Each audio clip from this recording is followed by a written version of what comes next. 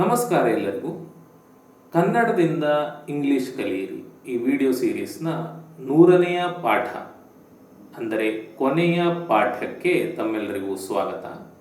ಈ ವಿಡಿಯೋ ಶುರು ಮಾಡುವ ಮೊದಲು ನಾನು ಏನು ಹೇಳಲಿಕ್ಕೆ ಬಯಸ್ತೇನೆ ಅಂದರೆ, ಈ ವಿಡಿಯೋ ಸೀರೀಸ್ನ ಎಲ್ಲ PDF ಡೌನ್ಲೋಡ್ ಮಾಡಲಿಕ್ಕೆ ನಾನು ಈ ವಿಡಿಯೋವಿನ ಡಿಸ್ಕ್ರಿಪ್ಷನ್ನಲ್ಲಿ ಲಿಂಕನ್ನು ಕೊಟ್ಟಿದ್ದೇನೆ. PDF ದುರುಪಯೋಗ ಆಗಬಾರ್ದು ಅನ್ನುವ ಕಾರಣಕ್ಕೆ ಸಣ್ಣದೊಂದು ದರ ಇಟ್ಟಿದ್ದೇನೆ. ನಿಮಗೆ PDF ಬೇಕು ಅಂತ ಇದ್ದರೆ ಲಿಂಕ್ಗೆ ಹೋಗಿ ಡೌನ್ಲೋಡ್ ಮಾಡಬಹುದು.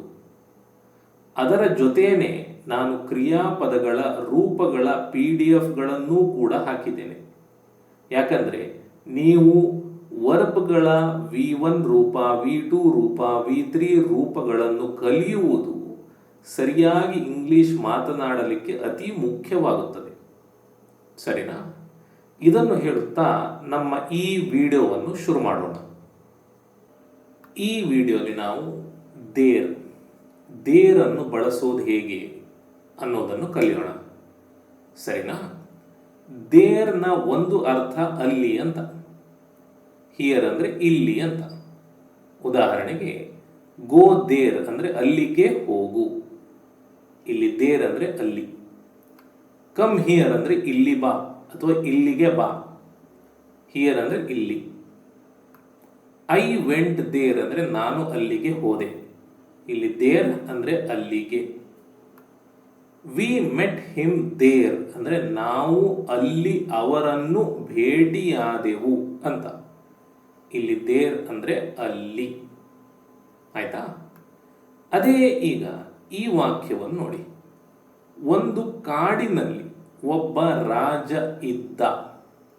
ಇದನ್ನು ನಾವು ಇಂಗ್ಲಿಷ್ನಲ್ಲಿ there was a king in a forest ಅಂತ ಹೇಳಿ ಹೇಳ್ತೇವೆ. ಈ ವಾಕ್ಯದಲ್ಲಿ ಎಲ್ಲೂ ಅಲ್ಲಿ ಅನ್ನುವಂತಹ ಪದ ಇಲ್ಲ. ಆದರೂ ಕೂಡ ಇಂಗ್ಲಿಷ್ನಲ್ಲಿ ದೇರ್ ಅನ್ನುವಂಥದ್ದು ಬಳಕೆಯಾಗಿದೆ ಅಲ್ವಾ? ಸೊ ಇದನ್ನೇ ನಾವು ಈ ವಿಡಿಯೋಲಿ ಕಲಿಯುವಂಥದ್ದು. ಯಾಕೆ ನಾವು ದೇರನ್ನು ಇಲ್ಲಿ ಬಳಸಿದ್ವಿ ಅಂತ. ಸರಿನಾ?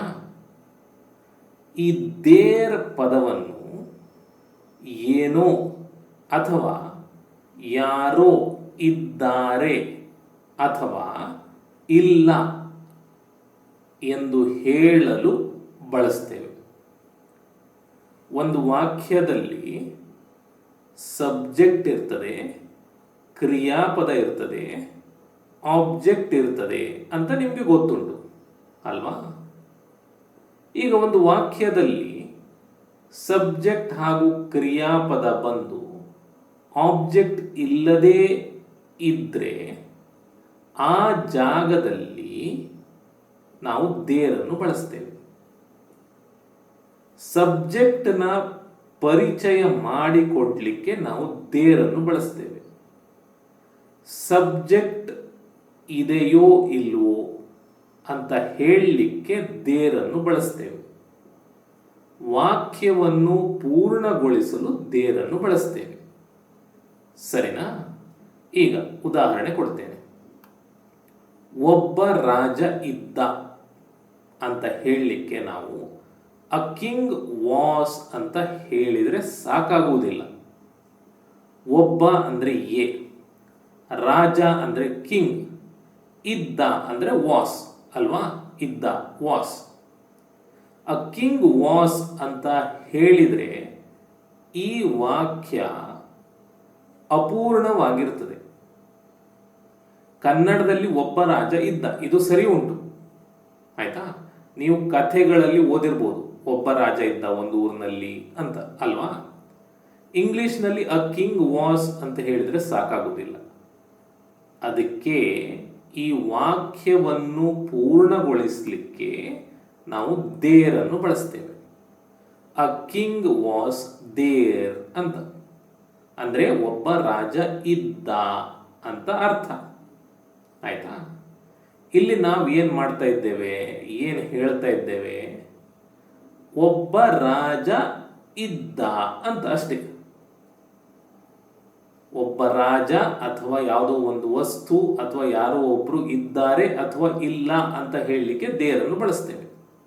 ಈ ವಾಕ್ಯದಲ್ಲಿ ಇದ್ದಾರೆ ಅಂತ ಹೇಳಲಿಕ್ಕೆ ನಾವು ದೇರ್ ಅಂತ ಬಳಸ್ತಾ ಇದ್ದೇವೆ.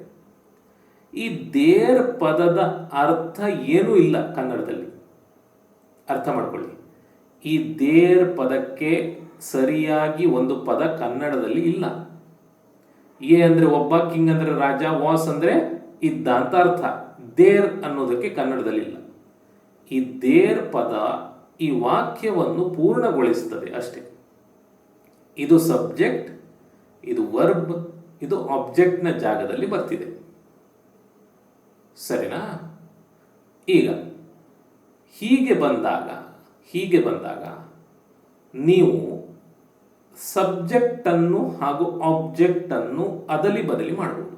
ಅಂದರೆ ಅವುಗಳ ಜಾಗವನ್ನು ಅದಲಿ ಬದಲಿ ಮಾಡಬಹುದು. ಅ ಕಿಂಗ್ ವಾಸ್ ದೇರ್ನ ಬದಲು ದೇರ್ ವಾಸ್ ಅ ಕಿಂಗ್ ಅಂತ ಹೇಳ್ಬೋದು. ಹಾಗೂ ಇದನ್ನೇ ನಾವು ಸಾಮಾನ್ಯವಾಗಿ ಇಂಗ್ಲಿಷ್ನಲ್ಲಿ ಬಳಸುವಂಥದ್ದು.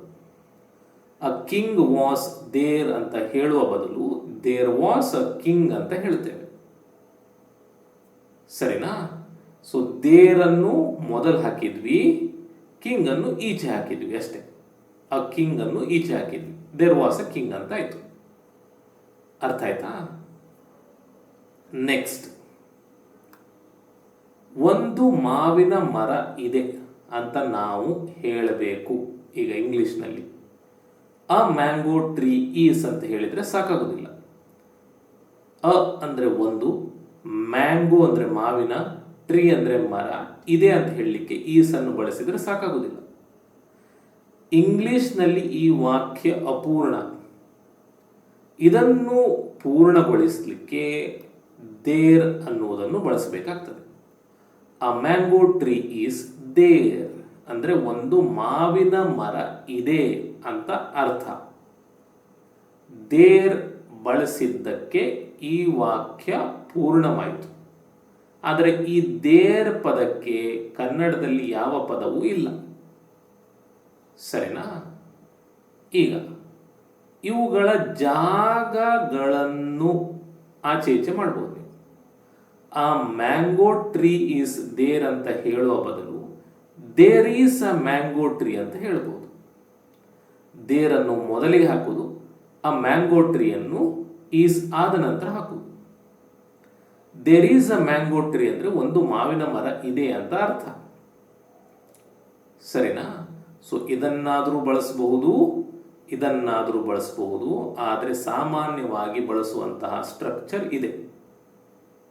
ಇನ್ನು ನಮ್ಮ ಮನೆಯಲ್ಲಿ ಒಂದು ಮಾವಿನ ಮರ ಇದೆ ಅಂತ ಹೇಳಲಿಕ್ಕೆ there is a mango tree at my home ಅಂತ ಹೇಳಬೇಕು. There is a mango tree at my home, ನಮ್ಮ ಮನೆಯಲ್ಲಿ ಒಂದು ಮಾವಿನ ಮರ ಇದೆ ಅಂತ ಆಗ್ತದೆ ಅವಾಗ. ಆಯ್ತಾ? ಇದೆ ಅಥವಾ ಇಲ್ಲ ಅಂತ ಹೇಳಲಿಕ್ಕೆ ನಾವು ದೇರನ್ನು ಬಳಸ್ತೇವೆ. ಇದೇ ವಾಕ್ಯವನ್ನು ನೀವು a mango tree is at my home ಅಂತ ಹೇಳಬಹುದು. ಆದರೆ ನಾವು ಸಾಮಾನ್ಯವಾಗಿ ಇದೇ ರೀತಿ ಹೇಳ್ತೇವೆ. ಸರಿನಾ? ನೆಕ್ಸ್ಟ್ ಸ್ವಲ್ಪ ಉದಾಹರಣೆಗಳನ್ನು ನೋಡೋಣ. There are not many reasons to visit. ಭೇಟಿ ನೀಡಲು ಹೆಚ್ಚಿನ ಕಾರಣಗಳಿಲ್ಲ. There are not many reasons to visit. ಇಲ್ಲಿ ದೇರ್ ಅನ್ನೋದಕ್ಕೆ ಕನ್ನಡದಲ್ಲಿ ಏನೂ ಇಲ್ಲ ವಾಕ್ಯ. ಇದು ಏನು ಹೇಳ್ತಾ ಇದೆ? ದೇರ್ ಆರ್ ನಾಟ್, ಇಲ್ಲಿ ನಕಾರಾತ್ಮಕ, ಏನೋ ಒಂದು ಇಲ್ಲ ಅಂತ ಹೇಳ್ತಾ ಇದೆ. ಏನಿಲ್ಲ? ಮೆನಿ ರೀಸನ್ಸ್, ಹೆಚ್ಚಿನ ಕಾರಣಗಳು. ಆಯ್ತಾ? Is there a meeting tomorrow? ನಾಳೆ ಮೀಟಿಂಗ್ ಇದೆಯೇ? ನಾಳೆ ಸಭೆ ಇದೆಯೇ? Is there a meeting tomorrow? ಪ್ರಶ್ನೆ. ಇದೆಯೇ ಅಂತ ಕೇಳ್ತಾ ಇದ್ದೇವೆ. ಇದೆಯೇ ಅಂತ ಕೇಳಲಿಕ್ಕೆ ಇದನ್ನು ಬಳಸ್ತಾ ಇದ್ದೇವೆ. ಆಯ್ತಾ? Next, where there many crows on the tree? ಮರದ ಮೇಲೆ ಅನೇಕ ಕಾಗೆಗಳಿದ್ದವೆ. Where there many crows on the tree. ಇಲ್ಲಿ ಇದ್ದವೆ ಅಂತ ಕೇಳ್ತಾ ಇದ್ದೇವೆ, ಪ್ರಶ್ನೆ. ಆಯ್ತಾ? ವೈ ವಾಸ್ ಹಿ ದೇರ್, ಅವನು ಏಕೆ ಇದ್ದನು. ವೈ ವಾಸ್ ಹಿ ದೇರ್, ಅವನು ಏಕೆ ಇದ್ದನು. ಈ ವಾಕ್ಯಕ್ಕೆ ಅವನು ಅಲ್ಲಿ ಏಕೆ ಇದ್ದನು ಅನ್ನುವುದು ಆಗ್ತದೆ, ಅದು ಆಗ್ತದೆ. ಆಯ್ತಾ? ಅವನು ಏಕೆ ಇದ್ದನು, ವೈ ವಾಸ್ ಹಿ ದೇರ್, ಈ ರೀತಿಯೂ ಕೇಳಬಹುದು. ಆಯ್ತಾ? There is a party tonight, ಇಂದು ರಾತ್ರಿ ಪಾರ್ಟಿ ಇದೆ. There is a party tonight, ಇದೆ ಅಂತ ಹೇಳಲಿಕ್ಕೆ ಇದನ್ನು ಬಳಸ್ತಾ ಇದ್ದೇವೆ. There is someone in that room, ಆ ಕೋಣೆಯಲ್ಲಿ ಯಾರೋ ಇದ್ದಾರೆ. There is someone in that room, ಇಲ್ಲಿ ಇದ್ದಾರೆ ಅಂತ ಹೇಳಲಿಕ್ಕೆ ದೇರ್ ಅನ್ನು ಬಳಸ್ತಾ ಇದ್ದೇವೆ. How many days are there in a year, ಒಂದು ವರ್ಷದಲ್ಲಿ ಎಷ್ಟು ದಿನಗಳಿವೆ. How many days are there in a year, ಇಲ್ಲಿ ದೇರ್ ಅನ್ನುವಂಥದ್ದು ಇವೆ ಅನ್ನುವಂಥದ್ದನ್ನು ಹೇಳ್ತಾ ಇದೆ. What is there inside your mouth, ನಿಮ್ಮ ಬಾಯಿಯಲ್ಲಿ ಏನಿದೆ. What is there inside your mouth, ನಿಮ್ಮ ಬಾಯಿಯಲ್ಲಿ ಏನಿದೆ, ಈ ರೀತಿ. ಸರಿನಾ? ಸೊ ಹೀಗೆ ನಾವು ದೇರನ್ನು ಒಂದು ವಾಕ್ಯವನ್ನು ಪೂರ್ಣಗೊಳಿಸಲಿಕ್ಕೆ ಬಳಸ್ತೇವೆ. ಅರ್ಥ ಆಯ್ತಾ? ಸರಿ. ಸೊ ಇಲ್ಲಿಗೆ ಈ ವಿಡಿಯೋ ಸೀರೀಸ್ ಮುಗೀತು. ನನ್ನ ಪ್ರಕಾರ ಯಾವುದೆಲ್ಲ ಮಾತಾಡಲಿಕ್ಕೆ ಮುಖ್ಯವೋ ಅದನ್ನೆಲ್ಲ ನಾನು ಈ ಸೀರೀಸ್ನಲ್ಲಿ ಹೇಳಿದ್ದೇನೆ. ಇಲ್ಲಿಗೆ ನಿಮ್ಮ ಪ್ರಯಾಣ ಮುಗಿಲಿಲ್ಲ. ನೀವು ಅಭ್ಯಾಸ ಮಾಡಬೇಕು, ಬೇರೆ ಬೇರೆ ವಿಡಿಯೋಸನ್ನು ನೋಡಬೇಕು. ಬೇರೆ ಬೇರೆ ವಿಡಿಯೋಸ್ ಅಂದರೆ ನನ್ನ ಚಾನಲ್ದೇ ಅಂತಲ್ಲ, ಹಲವಾರು ಚಾನಲ್ಗಳು ಇದ್ದಾವೆ ಸ್ಪೋಕನ್ ಇಂಗ್ಲಿಷ್ ಕಲಿಸಲಿಕ್ಕೆ. ಅವುಗಳನ್ನು ನೋಡಿ, ಅಲ್ಲಿ ಹೊಸ ವಿಚಾರ ಹೇಳಿಕೊಟ್ರೆ ಅದನ್ನು ಕಲಿಯಿರಿ. ಸೊ ಹೀಗೆ ಕಲಿತಾ ಇರಿ ಹಾಗೂ ನಿಮ್ಮ ಇಂಗ್ಲಿಷನ್ನು ಸುಧಾರಿಸುತ್ತಾ ಹೋಗಿ. ಸರಿನಾ? ಇಲ್ಲಿಗೆ ಈ ಸೀರೀಸ್ ಮುಗೀತು. ಇನ್ನು ಮುಂದೆ ಯಾವತ್ತಾದರೂ ಇನ್ನೂ ವಿವರವಾಗಿ ಮಾಡಬೇಕು ಸೀರೀಸ್ ಅಂತ ಅನಿಸಿದರೆ ಮಾಡಬಹುದು ನಾನು. ಆದರೆ ಅಲ್ಲಿಯ ತನಕ ನೀವು ನಿಮ್ಮಷ್ಟಕ್ಕೆ ಇಂಗ್ಲಿಷನ್ನು ಅಭ್ಯಾಸ ಮಾಡ್ತಾ ಇರಿ. ಸರಿನಾ? ಇಲ್ಲಿಯ ತನಕ ನನಗೆ ಸಪೋರ್ಟ್ ಕೊಟ್ಟಿದ್ದಕ್ಕೆ ತುಂಬ ಧನ್ಯವಾದಗಳು.